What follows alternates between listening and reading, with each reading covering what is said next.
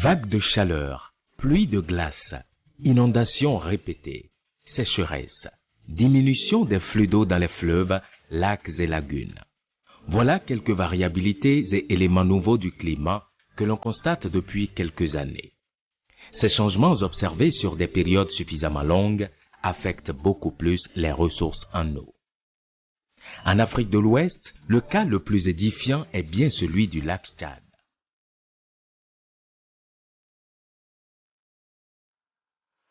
Au Bénin, le phénomène existe et prend aussi de l'ampleur au niveau de certains bassins fluviaux.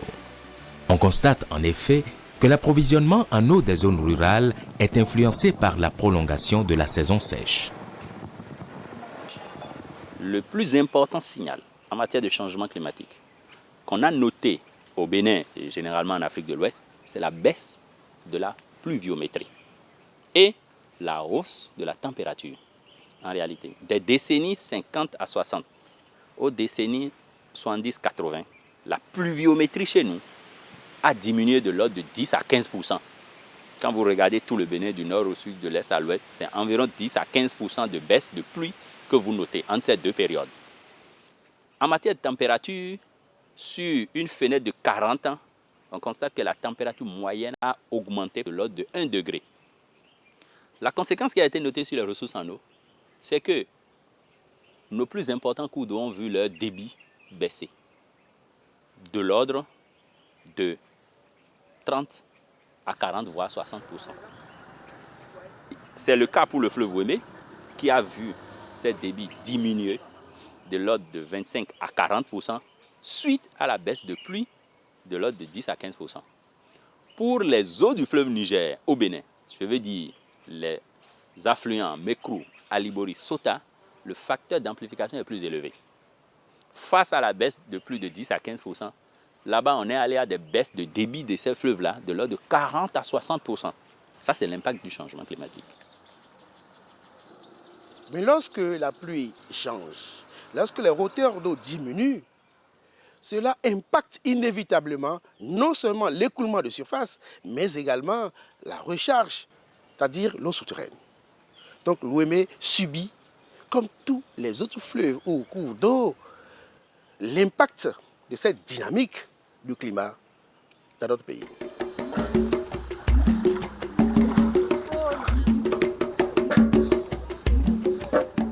Arlan, un village de la commune de Zanyanado. Nous sommes dans la basse vallée de l'Ouémé.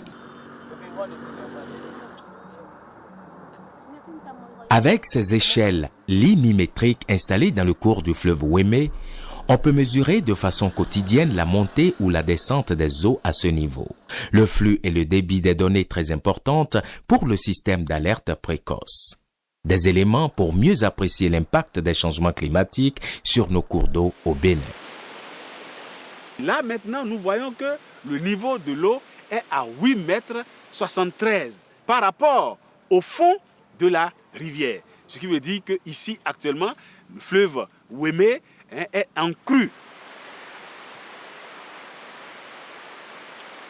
L'autre illustration parfaite de la baisse du niveau de l'eau au fil des années dans les cours d'eau se vit à Logozokhé, dans ce lit de la rivière Clou.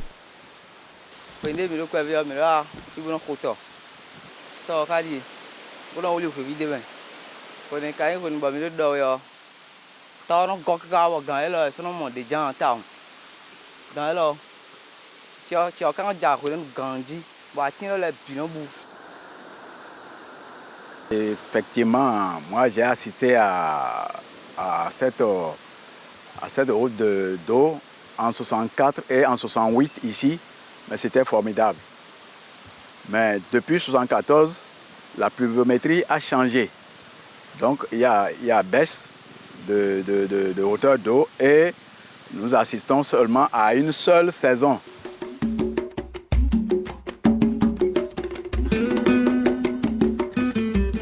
Toujours à Savalou, mais cette fois-ci à Monkba, un arrondissement rural de la commune situé à une dizaine de kilomètres de la rivière Clou, les paysans assistent impuissants à la rareté des pluies et à la forte chaleur qui l'accompagne.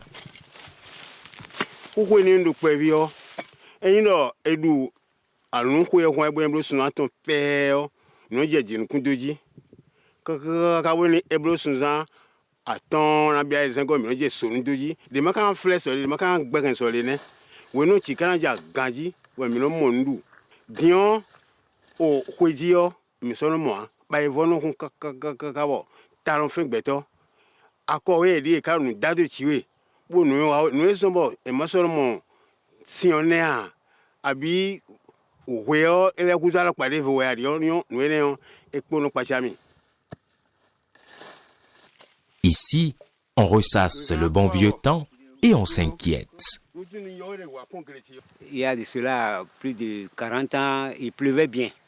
Il pleuvait bien de sorte que on n'a pas de problème pour les semis et autres là. Mais on a constaté depuis au moins il y a plus d'une dizaine d'années que le manque d'eau devient criard. Surtout que la période dont on a besoin de faire les opérations culturelles, à cette période-là, l'eau ne vient plus. Et il fait de plus en plus chaud. Et ça continue toujours. La preuve est que l'année dernière, surtout 2015, ça nous a vraiment fait baver dans la région.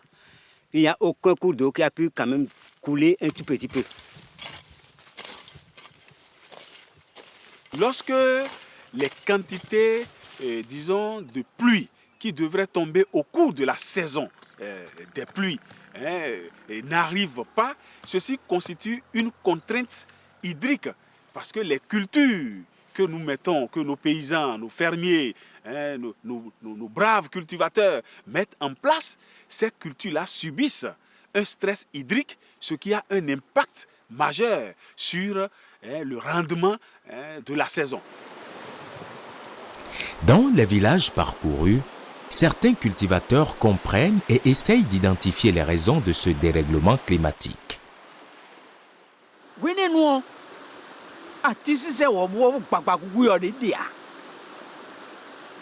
Bono bo o ni o machinu bo anika so ba khosu no akhosu bono wuri me no se me ro o akamblo yo me no ga si o no bo ko na so kam ani no akhosu mo kono wuri so me me na so si npo so so ra tin ko na sendo keze o me ke ga de sai ku na e ba su sa tin ne machini ka ba fi de na ya no fi obi bo fi obi no ro se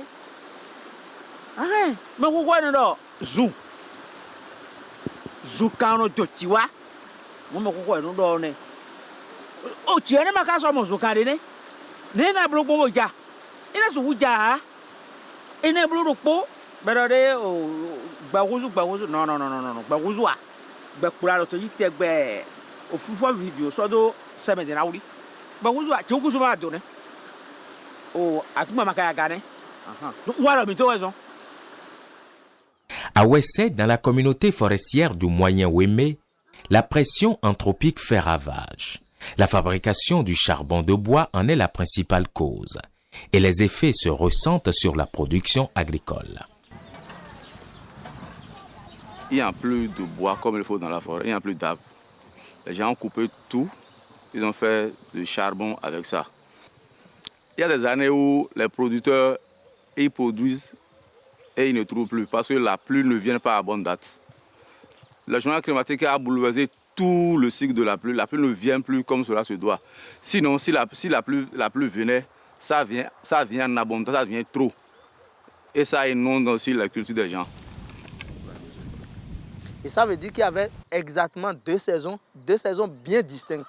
Il y avait une culture qu'on faisait à Ouessé qui commençait de mars et qui s'arrêtait aux environs de juin. Et là, il y avait beaucoup de cultures qui se pratiquaient. Et ce sont ces cultures-là, ou bien la prospérité de ces cultures-là, qui favorisait ou qui permettait donc de faire plus facilement la deuxième saison, qui prospérait aussi bien. Cette deuxième saison qui commence autour de 15 juillet, voire fin juillet. Mais ce qu'on observe de nos jours, c'est que ce n'est plus ça. Cet ordre-là n'est plus respecté. Et malheureusement, nous sommes dans cette zone climatique telle que ce n'est pas exactement le climat du Nord où les gens sont déjà clairs que c'est une seule saison. Ce n'est plus le climat du Sud où on sait qu'il y a forcément deux saisons. Donc on est dans ce milieu-là et ça perturbe.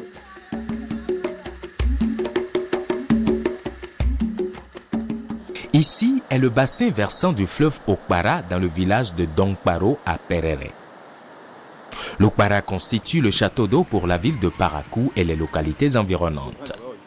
Un barrage avec 3 déversoirs et une station de pompage d'eau de la Société nationale des eaux du Bénin.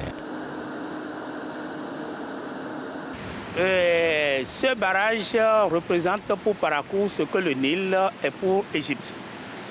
Donc c'est un patrimoine très précieux. Sans ce barrage, je crois que la possibilité d'alimentation en eau potable de Parakou sera hypothéquée.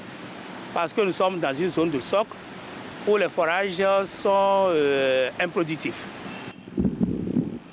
Ce barrage, c'est un héritage. Ce n'est pas proprement un barrage qui devait alimenter Parakou en tant que tel, en tant qu'hydraulique. Si c'était un barrage hydraulique, on l'aurait construit autrement. Parce qu'on aurait construit ce qu'on appelle des mares, des boulis, pour pouvoir servir aux abreuvages, donc à l'agriculture, à contre-saison et autres. Maintenant, ceci était un barrage donc, de Sodac, qui était une société d'Aomem de Kinaf. C'est cette société qui a créé, qui a construit ce barrage en 69.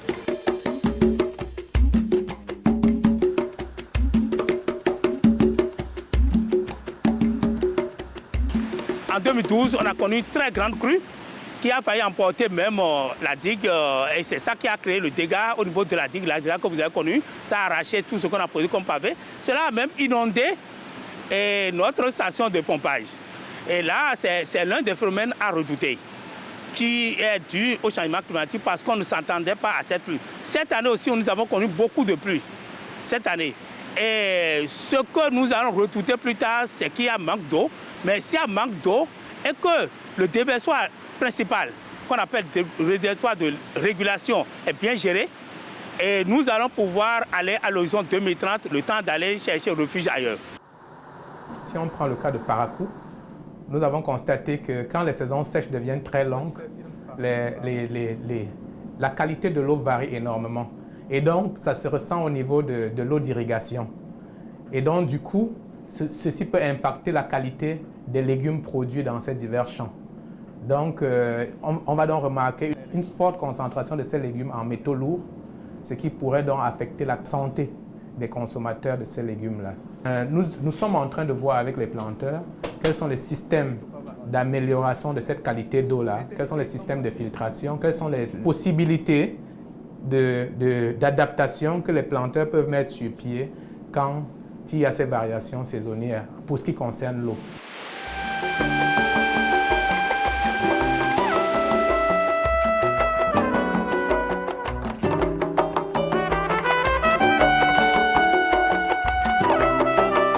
Le fleuve Pendjari, nourri par le bassin béninois de la Volta, est le cours d'eau qui subit le plus la pression du changement climatique avec un fort taux d'assèchement du cours par endroits. La Takura et la Donga constituent pratiquement la hauteur la plus importante au niveau du Bénin et donc constituent le château d'eau du Bénin. La plupart des cours d'eau prennent leur source dans cette zone-là. On peut citer par exemple le fleuve Ouémé qui prend sa source au niveau des Taneka. Nous pouvons citer également le fleuve Mono qui prend sa source au niveau d'Alédio. Nous avons la Mékrou qui prend sa source dans l'arrondissement de Birni, dans la commune de Kouandé, précisément au niveau du village Yakabessi. Eh bien, il y a des rivières qui étaient pérennes ou des fleuves qui sont normalement pérennes, mais qui sont devenus saisonniers. Je voudrais énumérer l'exemple de la Pendjari. Aujourd'hui, même pendant la saison des pluies, il est possible par moment au cours de l'année de traverser à pied parce qu'on voit le fond de la rivière affleurer. Oui, ça c'est un phénomène que effectivement nous sommes en train de contempler avec beaucoup de tristesse. Effectivement, il y a de cela 20 ans, et dans les mois de février-mars, vous pouvez traverser ici, on pouvait traverser avec l'eau au niveau de la poitrine. Mais il y a de cela 10 ans, 5 ans, et pratiquement le fleuve se dessèche, il se dessèche complètement. Il y a 2 semaines, l'eau s'étendait jusqu'à au moins 5 km. Et les arbres que vous voyez ici, on ne pouvait rien voir. C'était que c'était que de l'eau, ça apparaissait même à la mer. Mais 2 semaines, je suis même surpris. Il y a de cela 2 semaines, vous voyez, les dunes de sable que vous voyez là, ça n'existait pas. Les arbres là, vous ne pouviez pas voir. Vous voyez, à moins de 2 semaines, on est déjà presque rien dans le lit. Un impact majeur, c'est déjà sur la biodiversité de ce milieu aquatique. Parce que les rhinocéros qui étaient dans cet environnement, dans ce milieu aquatique, eh bien, n'arrivent plus à se développer convenablement. L'autre impact, qui n'est pas non moindre aussi, est très important, c'est par rapport aux poissons qui ont besoin d'une colonne d'eau donnée dans la rivière pour bien se développer. Quand vous regardez le bassin de la Volta, la portion béninoise de ce bassin est en tête, c'est-à-dire c'est les plus hauts lieux. Donc, déjà au plan naturel, ce n'est pas la zone qui regorge de beaucoup d'eau pour le fleuve. En plus, maintenant, le changement climatique vient s'ajouter. Et l'autre partie de ce bassin étant en milieu sahélien, les conséquences chez nous ont été très sévères. Donc aujourd'hui, le régime de la Pendiari est sérieusement modifié par le signal climatique. Le cours d'eau Clou a baissé complètement. C'est l'arrivée de nos partenaires chinois qui font l'alcool à partir du manioc. Et c'est eux qui prennent la grande quantité d'eau dans le barrage. Et ils font polluer même le cours d'eau complètement. De façon que de côté aval, ni les animaux, ni les hommes, ni les poissons ne résistent plus.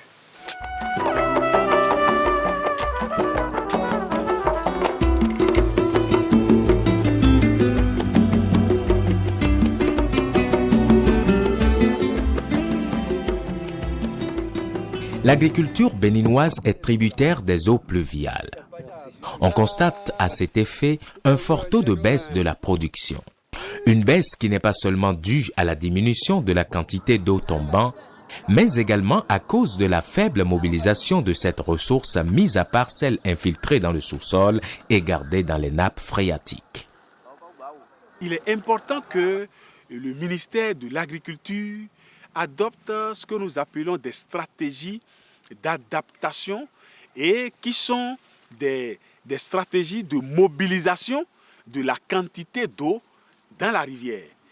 Cette quantité d'eau, même si nous sommes en année de déficit ou en année de surabondance, ces stratégies permettent de faire des réserves d'eau.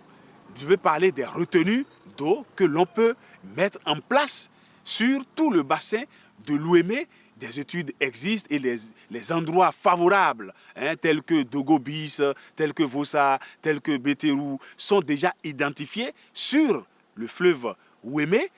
C'est la même chose pour le fleuve Mono, où des endroits sont identifiés pour faire des micro-barrages, pour pouvoir conserver ces quantités d'eau pour l'utilisation à but multiple. Par exemple, le barrage de Dogo-Bis, dont l'étude de pré-faisabilité a déjà été réalisée, pourrait servir non seulement à l'hydroélectricité pour réduire les questions d'électricité, des questions de coupure, de délestage d'électricité, mais également pour l'approvisionnement en eau potable sur le plateau de l'Ouémé. Également, cela pourra servir aux agriculteurs parce que là, on pourra faire de la pêche, on pourra faire des maraîchers, on pourra faire de l'agriculture de contre-saison. Aujourd'hui, nous travaillons sur l'information climatique au service du développement, notamment au service de l'agriculture. Ce qu'il y a à faire, c'est de s'assurer que l'information climatique, soit rendue disponible en temps réel, et de deux, puisse être communiquée en temps réel aux producteurs en question pour qu'ils prennent les décisions appropriées pour leur activité. Rendre l'information climatique disponible en temps réel suggère d'avoir des stations de mesure des paramètres météorologiques et climatiques qui soient des stations télétransmises. Aujourd'hui, le Bénin en dispose de plus de 20 répartis sur l'ensemble du territoire national. Ce n'est peut-être pas encore suffisant, mais on a ça qui est là. À partir de cette station, à chaque instant, les données sont disponibles à un centre unique. À partir de ce centre, il est question maintenant de mettre en place le traitement approprié de ces données, orienté vers les conseils à donner à l'agriculteur en fonction des spéculations que cet agriculteur doit mettre en œuvre. Donc, pour la diffusion de l'information, pour que ça puisse vite atteindre le producteur, 3 canaux peuvent être utilisés. Le premier canal peut être simplement de passer par les zones, genre les radios locales, qui ont le mérite de pouvoir donner l'information, disons, publiquement et à tout le monde dans la langue appropriée à un moment donné. Nous avons un autre canal qui est de faire en sorte que les agriculteurs puissent s'abonner à un service qui leur permet de recevoir l'information sur le comportement météorologique dans leur zone et les conseils sur ce qu'ils doivent faire, s'ils peuvent planter ou attendre demain ou après-demain. Ça peut se faire par le biais de SMS. La troisième option peut être de développer carrément les appels vocaux.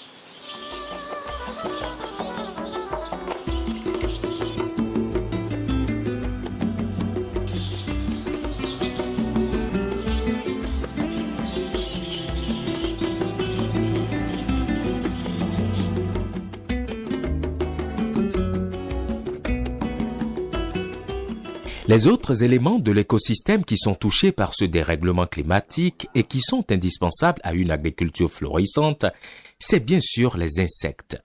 Ils se font désormais rares et les retombées ne sont pas moins négligeables. Les insectes ont une grande importance parce que d'abord, ce sont des plus grands pollinisateurs. On a l'abeille par exemple qui pollinise près de 90% des plantes qu'on retrouve. Ce sont de grands décomposeurs aussi. Ils décomposent la matière organique dans le sol et parmi eux on retrouve les termites en grande importance.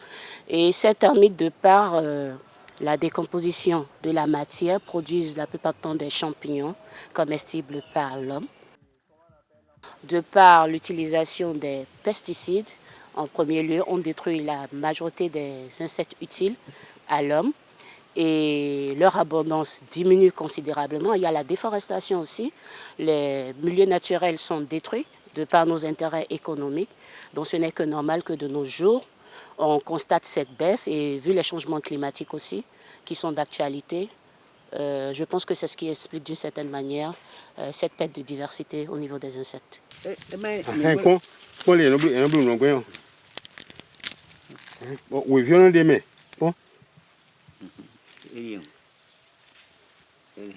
Timajang posin wezon jije mili jati. Mon wele de gojene.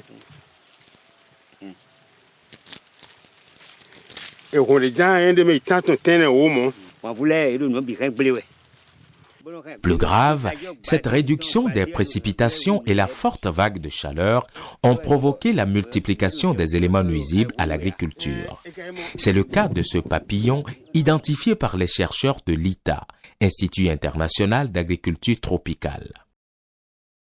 Et ce papillon est connu comme étant migrateur.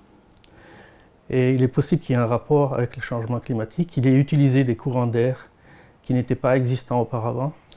Un indice qui porte à croire qu'il y aurait un lien, ce serait qu'il y a près de 41 souches de cet insecte qui est très résistant aux insecticides, qui est difficilement atteignable en pulvérisant parce qu'il est à l'intérieur de la tige de maïs et donc il se réfugie. Il y a 41 souches dont plusieurs sont résistantes aux pesticides. Et nous avons la preuve qu'en ce moment déjà, et qui est après seulement 6 mois de la découverte de sa présence sur le continent africain, qu'il y a au moins 2 souches. Il pourrait en avoir plus, nous sommes au début, et nous cherchons des solutions, si possible durables.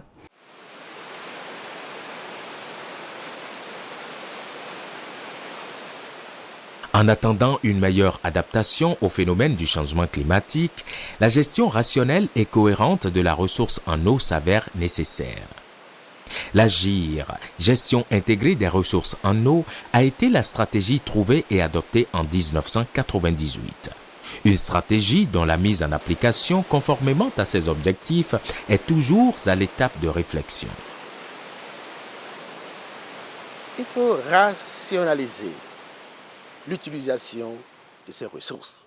C'est pour cette raison qu'on a proposé, disons, la GIR, gestion intégrée des ressources en eau. Parce que lorsqu'on va prendre conscience que l'eau peut diminuer, que peut finir, on va changer de mode de gestion et d'utilisation de ces ressources. Multiplier la construction des points de rétention. Explorer la piste d'érection de barrages à multiples fonctions pour la rationalisation de la ressource en eau. Et puis nous avons 27 barrages de petites et moyennes hydrauliques, c'est-à-dire c'est des barrages de taille plus modeste, mais qui vont nous permettre de faire face aux besoins en eau potable, aux besoins en eau pour l'agriculture, pour l'irrigation, pour l'élevage, pour la pêche, aussi aux besoins en eau pour les industries, ainsi de suite. Sur l'ensemble de ces sites, c'est prévu une gestion intégrée. C'est-à-dire on ne construit pas le barrage rien que pour satisfaire un seul besoin. Même les barrages hydroélectriques, ce n'est pas seulement pour produire l'électricité. Parce que vous savez, un barrage hydroélectrique, lorsque ça turbine, ça ne consomme pas l'eau. Ça turbine l'eau, ça le rejette. Donc ainsi, en aval, on récupère l'eau et on va en faire d'autres usages. J'ai traversé la Tunisie entièrement. Ils sont venus en retour chez nous au Bénin. Parce que nous avons parcouru le Bénin du Sud alors. Vous savez ce qu'ils nous ont dit? Ils nous ont dit, mais Expédie, c'est pas possible. Vous êtes paresseux dans votre pays. Vous avez l'eau. Vous avez la végétation, vous plaignez que vous êtes pauvre. C'est grave. Nous ne sommes pas pauvres. Nous avons ce qu'il faut pour nous développer. Nous avons la tête. Dieu nous a donné l'eau. Dieu nous a donné la végétation, ça veut dire que nous avons des terres. Alors pourquoi est-ce que nous nous plaignons? Une prise de conscience du Béninois pourra nous permettre tous ensemble de mettre sur pied ce pays qui est le nôtre. Le changement climatique a provoqué un déficit presque général d'écoulement sur l'ensemble des fleuves et rivières. Un tarissement précoce des rivières, la prolongation de la période d'étiage, des étiages sévères, induisant que des rivières pérennes deviennent saisonnières. Des inondations récurrentes dans la basse vallée du fleuve Ouémé et dans la vallée du fleuve Niger impactent sur les ressources en eau, impliquant également des impacts sur l'agriculture, l'élevage, la pêche, la santé humaine et animale.